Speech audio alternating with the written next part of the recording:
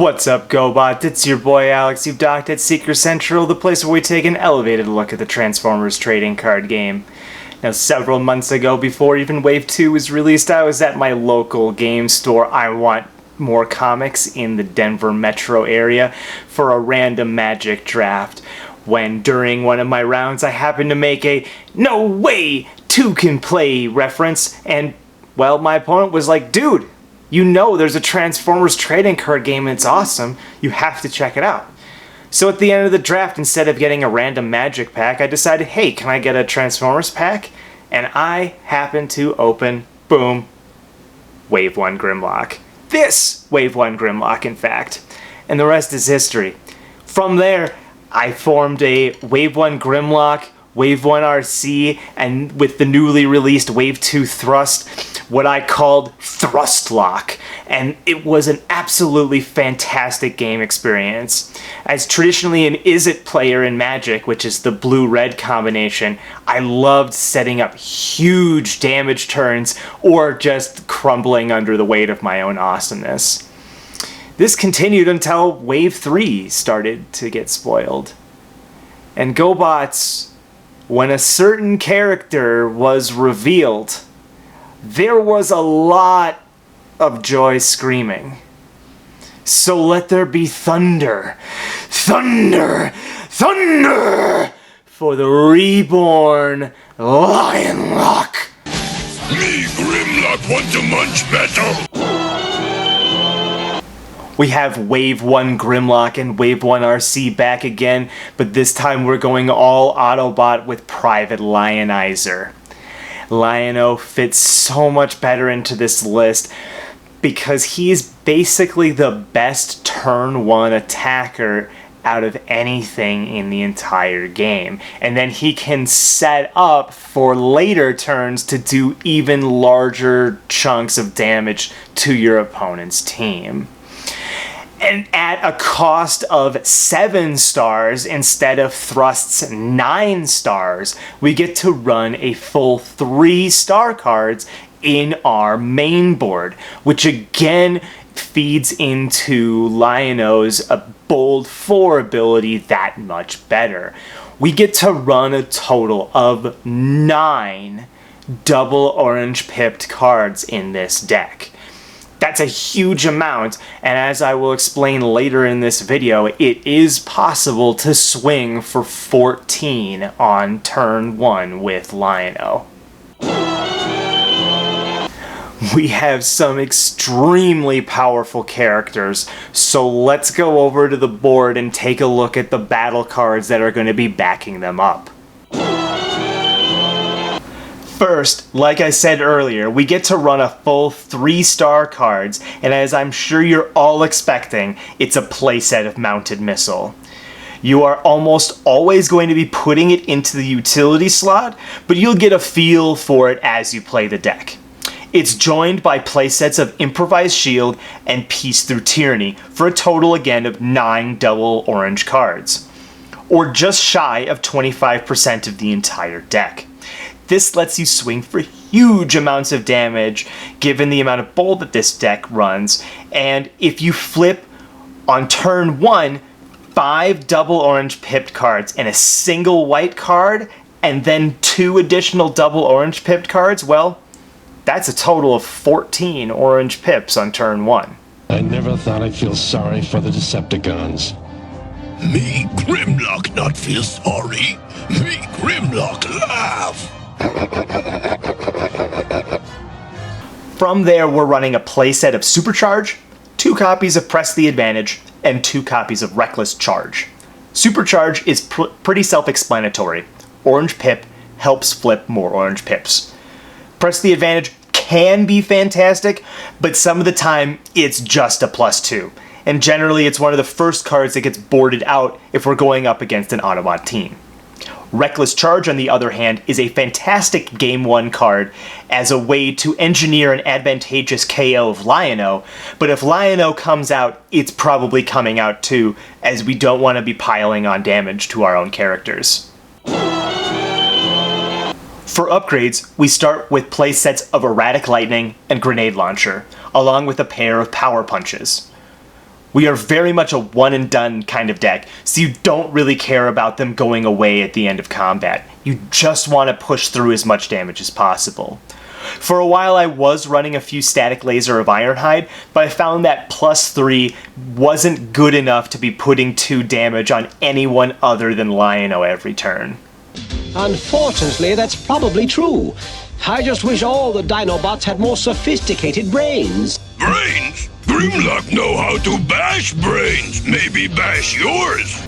We round out our upgrades with pairs of the Matrix of Leadership and Force Field. Grimlock is a leader, so you can get the team bonus, and Force Field is going to give you extra turns to attack and generally can be the difference between defeat and victory. But with all the upgrade hate going around, we don't want to hang our whole deck on the card. In terms of interaction, we're running pairs of Ramming Speed and One Shall Stand, One Shall Fall. Ramming Speed speaks for itself again, getting rid of Battle Masters and Force Fields left and right, while One Shall Stand, One Shall Fall can finish off stubborn characters or KO Lion-O if you need to. We also need ways to refill our hand, as we are trying to go for broke right off the bat. We need to prioritize mass card draw, so playsets of System Reboot and a pair of Treasure Hunts give us the ability to have one more turn worth of cards to finish off the opponent. Also, if you are up against a combiner, it can be good to wait until the turn before they combine to throw down a System Reboot to try to get an Enigma out of their hand. Let's see how he likes my new Shock Blast Cannon.